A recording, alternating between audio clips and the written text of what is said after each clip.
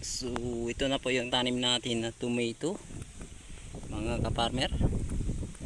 Ay sana po hindi masyadong tumama sa atin yung bagyo Dante at saka mga susunod na bagyo, dahil ay talagang mapinsala ang ating tanim, mga kaparmers.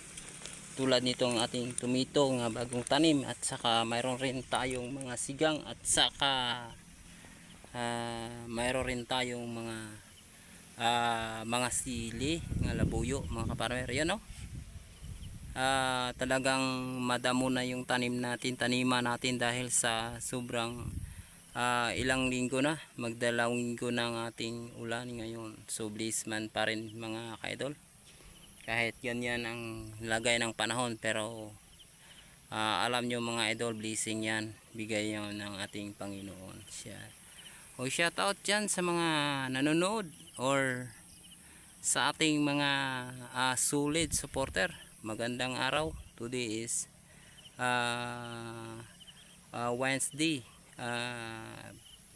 pizza 23 yata yun, bagyong Dante ngayon, mga ka-idol. So maraming low pressure nga parang darating sa ating bansa Pilipinas. Ito po yung labuyo natin na dalawang tudling. Ayan, mga kaparmer. So mag-araro tayo dito kahit ulan or maputik, wala tayong magagawa. Dahil kung hintayin natin ang panahon ay talagang hindi tayo makatanim ng ating siling labuyo. Ito yung araruhin natin, mga kaparmer. Ayan, kahit uulan pa dyan, araruhin ko to dahil kailangan, mga kaparmer, magtanim na po tayo kasi alam nyo, taglamig ang panahon ngayon. So thank you. Magkuha tayo ng ating kalabaw doon. Bahay natin dati nga lupa, mga kaparmer. So iniwanan na ang ating ito. Ayan, at ito na po yung kalabaw natin nga ginagamit sa pag-araro, mga kaparmer. Ayun, ito po yung kapalit ni Toro.